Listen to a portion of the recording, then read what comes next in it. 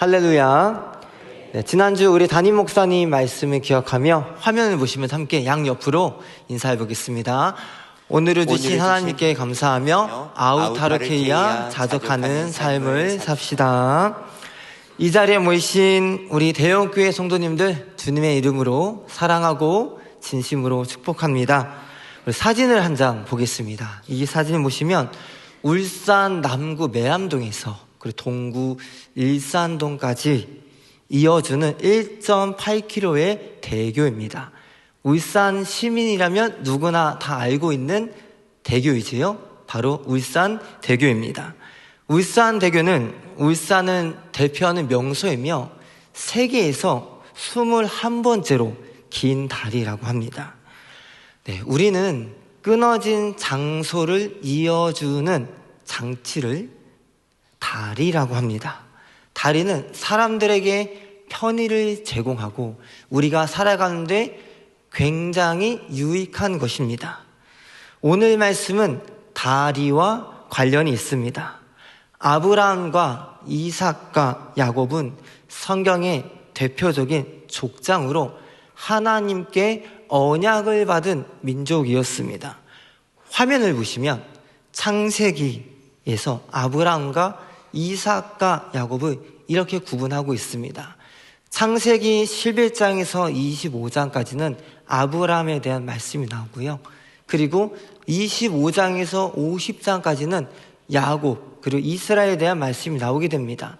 그리고 이 중간을 지금 연결하고 있는 21장에서 35장까지 연결하고 있는 그 다리 역할을 이삭이 하고 있는 것입니다. 성경에서 아브라함이 개인이 받은 땅과 후손에 대한 약속은 이삭을 통해서 그리고 야곱 12명의 아들까지 그리고 이스라엘 민족까지 확장하는데 발전되게 됩니다. 이 중간에서 중요한 다리 역할을 하고 있는 것이 오늘 말씀의 주인공인 이삭인 것입니다. 따라서 이삭을 빼놓고는 아브라함과 야곱에 대해서 설명할 수 없으며 그리고 이삭은 아브라함 그리고 야곱 반드시 다른 사람들과 관계를 맺으면서 이어가고 있는 특성이 있는 것입니다.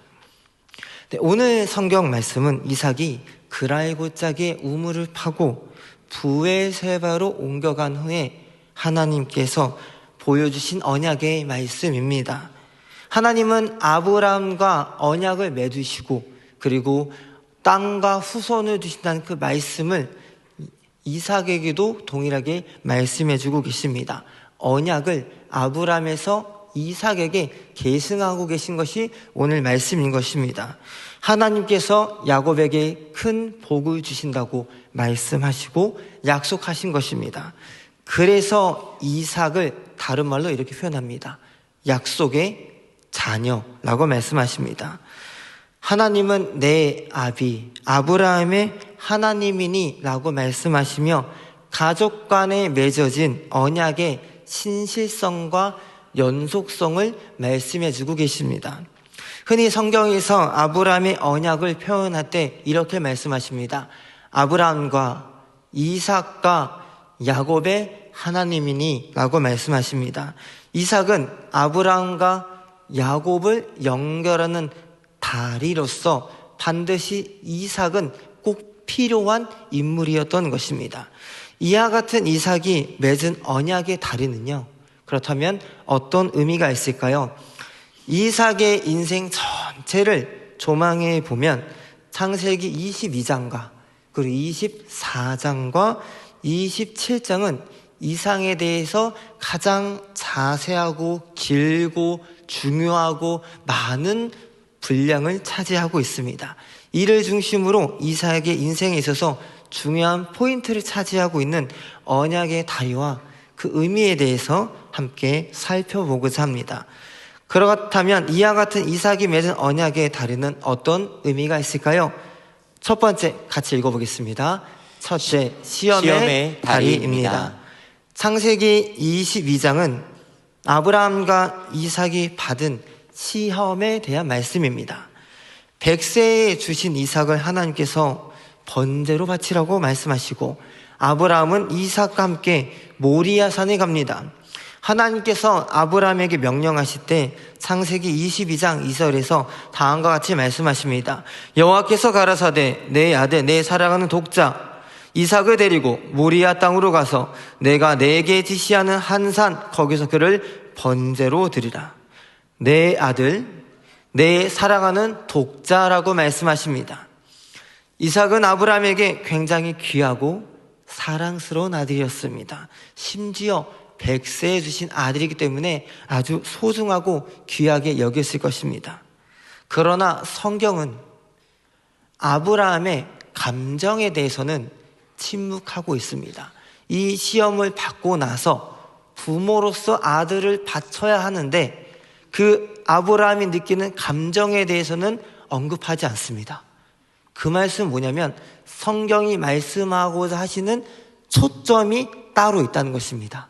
아브라함이 감정이 아니라 성경이 초점을 두고 있는 것은 무엇일까요? 바로 아브라함의 자세, 아브라함의 순종인 것입니다. 아브라함은 모리아 산에 도착한 후에 함께 왔던 두 종은 산 밑에서 기다리려고 합니다. 그리고 이삭과 함께 모리아 산을 올라가게 됩니다. 올라가면서 두 사람은 대화를 합니다. 이삭은 아버지에게 왜 우리에게 불과 나무는 있는데 번제로 드릴 재물은 없습니까? 라고 물어봅니다. 그리고 아브라함은 그 재물은 하나님께서 준비하실 것이다 라고 대답을 합니다. 그리고 모리아 산에 도착하였습니다. 어떤 일이 벌어질까요? 아브라함이 번제단 위에 이삭을 결박하고 놓습니다. 그리고 본인이 사랑한 아들을 향하여 칼을 두고 죽이려고 하였습니다. 그때 이삭은 어떻게 했을까요? 아무 저항을 하지 않았습니다. 엄청나게 극적인 순간에 그때 하늘에서 음성이 들립니다. 22장 12절 말씀 보면 사자가 가라사대 그 아이에게 내 손을 대지 말라. 아무 일도 그에게 하지 말라. 내가 내 아들 내 독자라도 내게 아끼지 아니하였으니 내가 이제야 내가 하나님을 경외하는 줄 아노라. 하나님은 아브라함의 순종을 시험하셨습니다. 아브라함은 자신의 개인적인 감정에 휩싸이지 않고 온전히 순종하였습니다. 하나님은 말씀하십니다. 내가 이제야 내가 하나님을 경외하는 줄 아노라. 그리고 그 모든 장면을 옆에서 이삭이 보았습니다. 하나님께 온전히 순종하는 자세, 그리고 제물로 자신이 바쳐서 죽을 수도 있는 상황이었지만 하나님께서 풀숲에서 준비하신 어린 순양을 이삭이 다 봤습니다. 따라서 창세기 22장은 순종의 언약입니다. 순종을 통하여 하나님께서 맺으신 언약의 약속을 이삭에게 생생한 현장에서 보여주신 말씀입니다. 언약은 하나님과 개인이 맺지만 그 언약의 계승은 가족 단위를 통해 전수되고 있습니다. 즉 하나님과 맺어진 순종의 언약이 시험을 지나 시험을 통과하여 아브라함에서 이삭에게 전해지고 있습니다. 순종을 통한 언약의 세대 계승과 교체가 창세기 22장에서 일어나고 있는 것입니다. 아브라함은 이삭에게 따라서 신앙을 전수하였습니다. 신앙의 전수는 맹목적인 신앙이 아니라 우리의 삶에서 경험되어지는 하나님의 은혜를 통해 온전히 전해지게 됩니다. 아브라함과 하나님의 관계가 이삭에게 전해지고 하나님과 사람의 관계는 하나님을 향한 경외와 그리고 순종의 자세가 함께 수반되어야 하는 것입니다. 우리가 믿는 믿음에 대해서 그렇다면 어떻게 해야 할까요? 우리가 경험한 하나님, 살아있는 하나님의 말씀을 다음 세대에게 전수해야 되는 사명이 우리에게 있습니다. 담임 목사님의 목회 철학, 다음 세대에게 우리의 신앙을 전수해야 되는 비전이 우리에게도 있는 것입니다. 아브라함에게 주어진 시험은 아브라함의 순종으로 그 다음 세대인 이삭에게 전해졌습니다. 이삭은 그 믿음의 본을 보고 배우고 따라가고 순종하였습니다. 하나님의 사람은 순종으로 시험을 통과할 때 하나님께서 주신 은혜를 경험하고 하나님을 경외하며 하나님을 영화롭게 하는 것입니다. 그렇다면 두 번째, 이삭이 맺은 언약의 다리는 어떤 의미가 있을까요? 다 같이 읽어보겠습니다. 사랑의 다리입니다. 창세기 24장에서 성경은 이삭과 리브가의 결혼 과정을 굉장히 자세하게 보여주고 있습니다. 그 이유는 창세기 24장이 하나님의 섭리와 관련이 있기 때문입니다. 아브라함이 이제 나이가 들어 연로하여 자신의 신실한 종에게 이삭의 아내를 찾도록 보내게 됩니다. 여기서 종을 보낼 때 두 가지 조건을 제시합니다. 첫 번째는 아브라함의 고향 친척에서 여인을 찾는 것이고요. 그리고 두 번째는 이삭을 고향에 데려가지 말라는 것입니다. 여기서 아브라함의 고향은 하란입니다. 근데 아브라함이 두 가지 조건을 내세운 이유는 그 가나안 민족들이 우상을 숭배하고 문화적으로 타락했기 때문에 하나님을 경외하고 믿음이 좋은 여인을 찾기 위해서 이런 조건을 내세운 것입니다. 그때 아브라함이 종을 보내면서 창세기 24장 7절에서 다음과 같이 말씀하십니다. 다 같이 말씀을 읽어보겠습니다. 하늘의 하나님 여호와께서 나를 내 아버지의 집과 내 본토에서 떠나게 하시고 내게 말씀하시며 내게 맹세하여 이르시기를 이 땅을 내 씨에게 주리라 하셨으니 그가 그 사자를 내 앞서 보내실지라 내가 거기서 내 아들을 위하여 아내를 택할지니라. 아멘. 이는 하나님께서 아브라함을 통하여서 분명히 이삭을 위하여 하나님이 정하신 아내를 만나게 하실 것이라는 그 약속의 말씀을 보여주고 있습니다. 아브라함의 족은 이삭의 아내를 찾기 위해 하란으로 떠나게 됩니다. 그리고 그곳에 도착하여 아브라함의 종은 아내를 찾기 전에 기도를 합니다. 그 기도의 말씀이 창세기 24장 12절 말씀에 나와 있는데요. 그가 가로되 우리 주인 아브라함의 하나님 여호와여 원컨대 오늘날 나로 순적히 만나게 하사 나의 주인 아브라함에게 은혜를 베푸시옵소서. 아브라함의 종이 하나님께 간절히 기도를 드립니다. 그리고 우물가에 도착했습니다. 우물가에 도착하니 물동이를 어깨에 메고 오는 한 여인을 만납니다. 그 여인의 이름이 리브가입니다. 성경의 표현에 의하면 리브가는 심히 아름답고 아름답다고 합니다. 아름답고 지금까지 남자가 가까이 하지 아니한 여인이라고 합니다. 종은 리브가의 집에 방문하여 리브가의 오라버니인 라반을 만납니다. 그리고 27절 하반에서 종은 이렇게 고백을 합니다.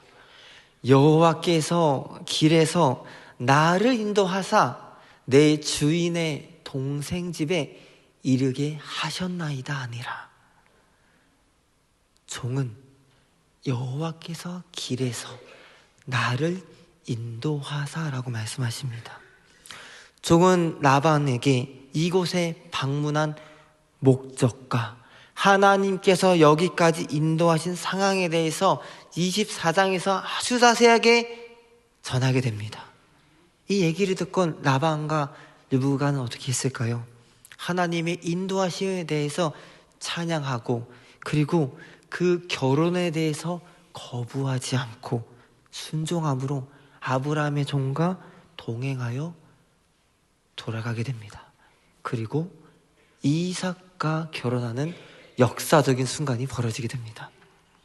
이삭과 리브가의 결혼은 하나님의 인도하심과 섭리의 결과입니다. 온전한 가정, 사랑, 하나됨을 의미합니다. 따라서 이삭과 리브가의 결혼은 가정의 언약을 의미합니다. 하나님의 섭리와 인도하심에 따라 이루어진 가정은 하나님의 은혜 안에서 서로 사랑합니다. 성경적 결혼은 둘이 하나가 되어 사랑의 숲을 조성하는 것입니다. 결혼은 하나님께서 제정하신 거룩한 제도이며 하나님의 뜻에 따라 순리대로 되는 것입니다. 이삭과 리브가의 결혼이 오늘과 조금 맞지 않는 부분들이 있을 수 있지만 화평케 하시며 화목케 하시며 하나 되게 하시며 섭리대로 인도하시는 하나님의 언약과 동의는 지금 우리에게도 적용되고 있습니다. 하나님은 아브라함과 맺으신 언약을 가정과 혈통을 통해서 전수하고 계십니다. 따라서 우리는 하나님의 인도하심에 따라 살아가야 합니다. 하나님의 섭리는 하나님의 사랑을 통해 경험되어집니다. 우리가 몇 주 전에 담임 목사님께 이렇게 말씀하셨습니다. 우리는 하나님의 손 아래 사는 자입니다. 우리가 하나님의 손 안에 사는 자로서 거하는 자로서 때로는 우리의 인생길이 어디로 갈지 모릅니다. 어떤 일이 생길지 모릅니다. 그러나 하나님의 말씀에 순종하며 섭리대로 담담히 걸어가는 자는 하나님의 선하신 뜻에 도달하게 됩니다. 여기서 여러 문제로 고민하고 계신 분들, 나의 생각과 나의 뜻 다 내려놓으십시오. 그리고 기도로 아브라함의 종처럼 하나님께 구하게 된다면 어떠한 결정과 상황을 만나더라도 모든 문제보다 앞서가시는 하나님의 인도하심과 사랑을 경험하시게 될 겁니다. 그리고 혹시나 가족 내에 또 개인적으로 신앙적인 어려움이 있으신 분들이 계실 수 있습니다. 또는 부모님이 믿지 않으시거나 남편이 믿지 않거나 아내가 믿지 않거나 자녀가 믿지 않거나 혼자 믿음 생활 하시는 분들이 계실 겁니다. 하나님의 자녀된 우리는요, 서로가 그리스도 안에서 하나 된 영적인 가족입니다. 언약은 영적인 가족, 하나님의 백성들에게 전해지는 것입니다. 세상에서 육적으로 혼자 믿는 것 같지만 우리가 서로가 영적인 가족이 되어서 가정이 되어서 기도한다면 하나님이 주시는 위로와 은혜를 경험하게 될 것입니다. 그 영적인 가정으로서 예수님의 복음과 하나님의 사랑을 전하는 따뜻한 사람이 되어야 합니다. 아브라함의 종이 믿음을 갖고 순종함으로 나아간 것처럼 그리스도의 종으로 우리는 하나님의 사랑을 경험하고 담대하게 믿음으로 나아가야 합니다. 이삭이 맺은 언약의 다리는 어떤 의미가 있을까요? 복습 한번 해보겠습니다. 첫째, 시험의 다리입니다. 둘째, 사랑의 다리입니다. 셋째, 한계의 다리입니다. 마지막 셋째, 한계의 다리입니다. 한계란 우리가 가능한 최대치, 마지막 기준선입니다. 인간으로서 우리는 언제나 한계를 만나게 됩니다. 그 한계를 뛰어넘어 은혜를 베풀어 주시면 누구십니까? 하나님이십니다. 하나님은 창세기 27장에서 이삭의 가족 환경에서 나타나는 죄악된 환경 속에서도 하나님의 은혜로 언약을 계승하시며 이어가시는 복된 장면을 보여주십니다. 창세기 27장은 이삭이 에서와 야곱에게 축복을 주는 말씀입니다. 이삭이 연로하여 이제 첫째 에서에게 축복을 주고자 합니다. 근데 여기서 장자의 축복을 두고 두 형제가 쟁탈전이 벌어지게 됩니다.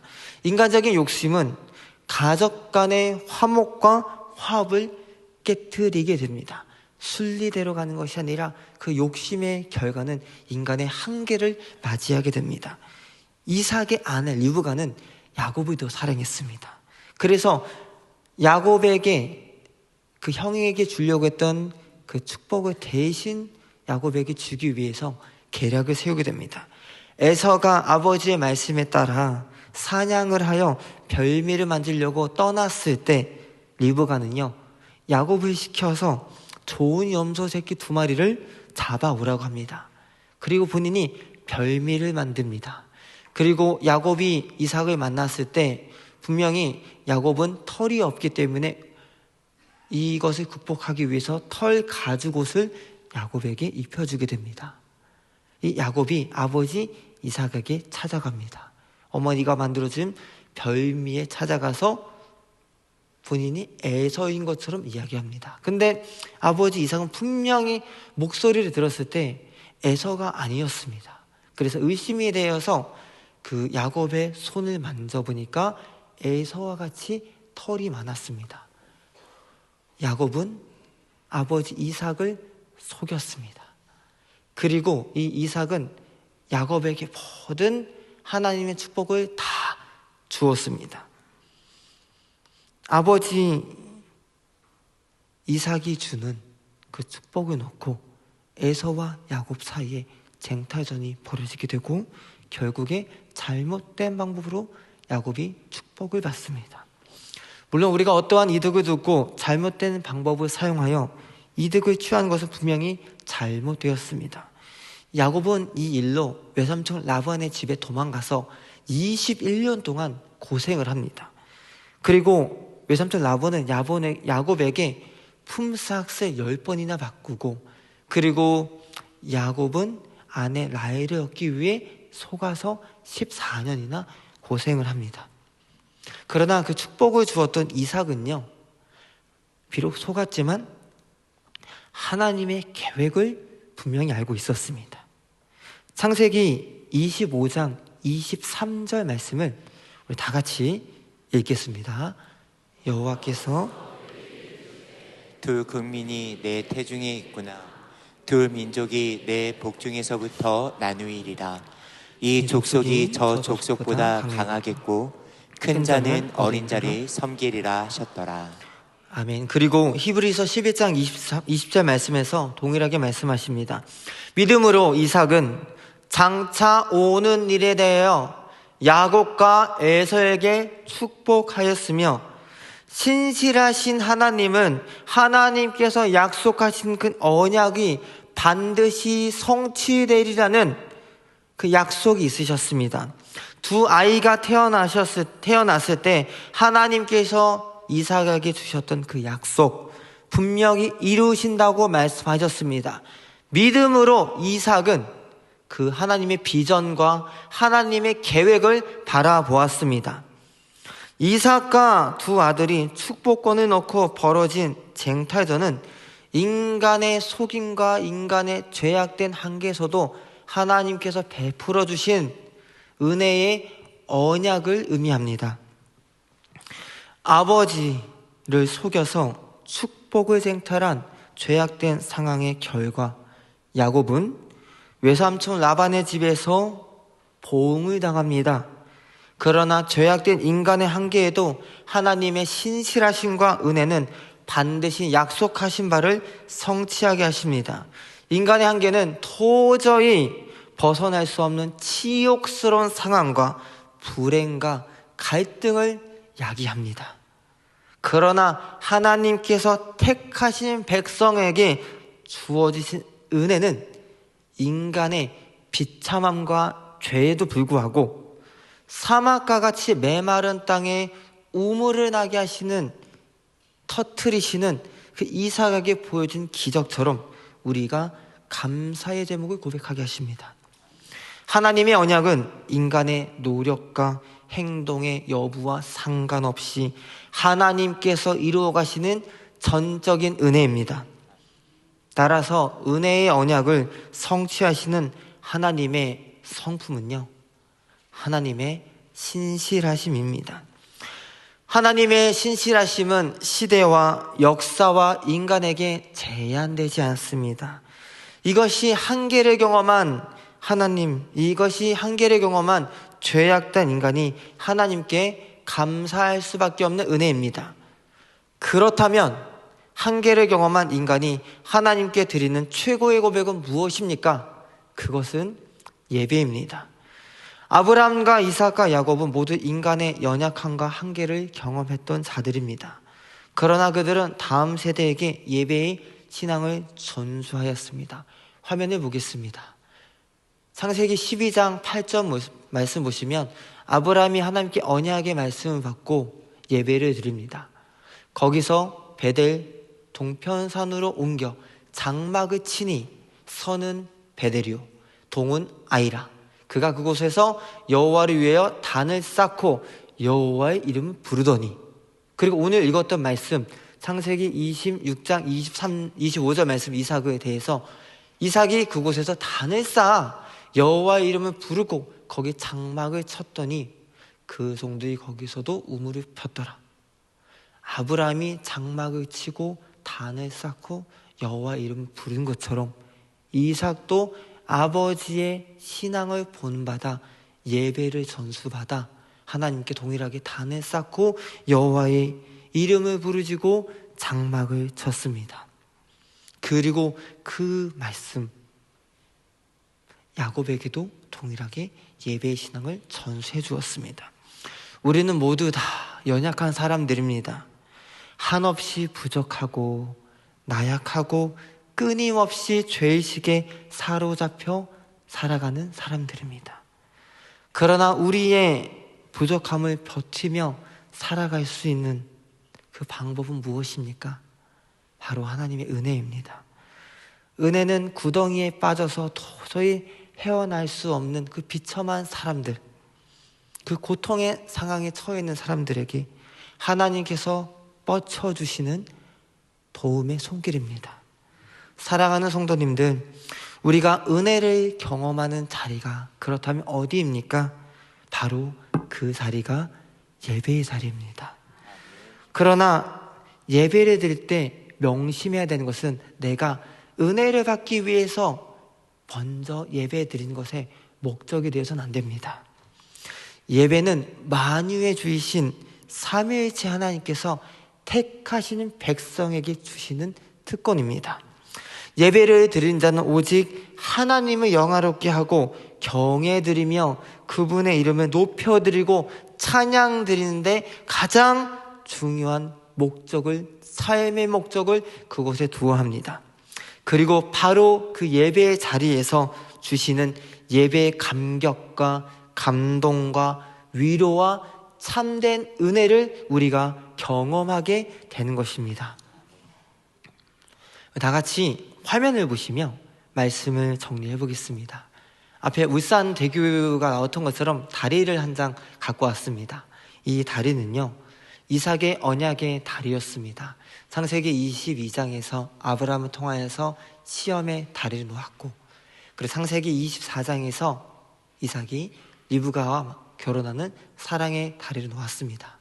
그리고 마지막 창세기 27장에서 야곱을 통하여 인간의 한계를 경험하는 한계의 다리를 놓았습니다. 이삭은 언약의 다리로 하나님의 언약을 다음 세대에게 연결한 인물입니다. 이삭은 시험의 다리, 사랑의 다리, 그리고 한계의 다리를 놓았던 인물입니다. 그는 아브라함과 야곱을 이어주는 굳건한 다리가 되었습니다.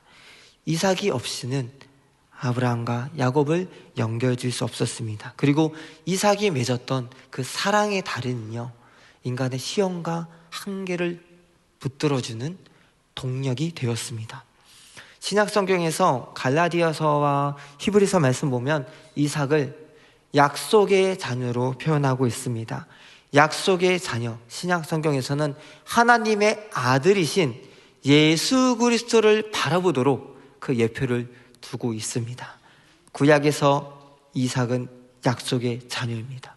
그리고 신약에서 그 약속의 자녀, 하나님의 아들이신 예수 그리스도를 우리가 바라봐야 됩니다. 예수 그리스도의 십자가는 죄로 인해서 끊어진 하나님과 사람의 관계를 연결시켜주는 다리였습니다. 우리는 예수 그리스도의 십자가의 죽으심과 부활을 통하여서 끊어진 우리와 하나님의 관계를 회복시켰습니다. 회복이 되었습니다. 우리는 그리스도의 십자가를 바라봄으로써 하나님이 놓으신 그 언약의 다리를 함께 깊이 묵상하며 마음에 새겨야 되는 것입니다. 그렇다면 그 십자가를 바라보면서 우리는 어떤 사람이 되어야 합니까? 다 같이 화면을 보면서 다 같이 읽어보겠습니다. 시작. 이삭이 언약의 다리가 된 것처럼 복음을 전하는 증인이 됩시다. 우리는 이삭과 같이 언약의 다리를 놓는 사람이 되어야 합니다. 즉 예수 그리스도의 복음을 믿지 않는 주변 사람들에게 전하는 증인이 되어야 합니다. 증인은 복음의 다리를 놓는 사람입니다. 증인은 하나님의 사랑을 알지 못한 사람들에게 하나님의 진리와 사랑을 전하는 자들입니다. 하나님은 전도의 방법을 통하여 복음이 확장되어 하나님의 나라를 세우기 원하십니다. 사랑하는 성도님들, 우리 마지막으로 담임 목사님께서 자주 하신 말씀을 함께 읽어보겠습니다. 물 묻은 휴지처럼 하나님께 딱 달라붙어 있으십시다. 우리는 하나님께 딱 달라붙어 있는 자가 되어야 합니다. 아브라함과 이삭과 야곱은 물 묻은 휴지처럼 연약하고 부족하고 아무것도 없는 사람들이었습니다. 그러나 그런 부족한 사람들에도 불구하고 하나님께 딱 달라붙어 있었습니다. 그 중에 이삭은 아버지인 아브라함의 받은 언약의 말씀을 의지하고 신뢰하고 하나님께 붙어 있었던 자입니다. 그는 언약 안에서 아우타르케이야 자족하는 삶을 살았습니다. 그리고 중간에서 그 언약의 말씀을 다음 세대에게 전하였습니다. 우리는 엉뚱한 곳에 붙어 있으면 안 됩니다. 잘못된 진리와 잘못된 말씀에 붙어 있으면 안 됩니다. 세속적인 문화, 이단, 자신의 뜻, 돈, 명예, 자기 잇, 옳지 못한 것에 붙어 있으면 안 됩니다. 그럼 어디에 붙어 있어야 될까요? 하나님께 딱 달라붙어 있어야 됩니다. 물 묻은 휴지처럼 예수님의 복음에 붙어 있는 자로서 예수님의 복음을 주변 사람들에게 전하는 다리이자 증인이 되는 우리 성도님 되시기를 간절히 소망합니다. 이 시간 함께 기도하겠습니다. 다 같이 기도 제목 읽으면서 기도하겠습니다. 만유의 주 되신 하나님 아버지, 아브라함과 맺으신 하나님의 언약이 이삭을 통해 다음 세대의 전수가 되었습니다. 이삭이 언약의 다리가 되어 시험의 다리, 사랑의 다리, 한계의 다리를 놓은 것처럼 우리가 복음의 다리를 놓는 증인이 되기를 원합니다.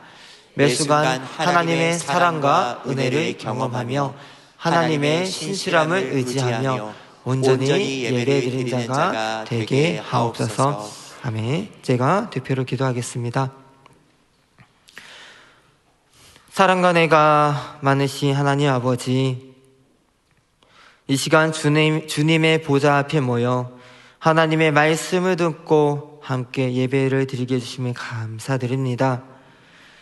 이삭이 언약의 다리가 되어 다음 세대에게 약속의 시작과 끝을 전하는 역할을 감당하였습니다. 시험의 다리, 사랑의 다리, 한계의 다리로서 나의 뜻보다 하나님의 뜻을 바라보며 하나님의 선하신 인도하심을 기대하였습니다. 하나님, 연약한 자들에게 은혜를 부어주시고 우리가 예수님의 복음을 전하는 다리를 놓는 자가 될 수 있도록 이끌어 주시옵소서.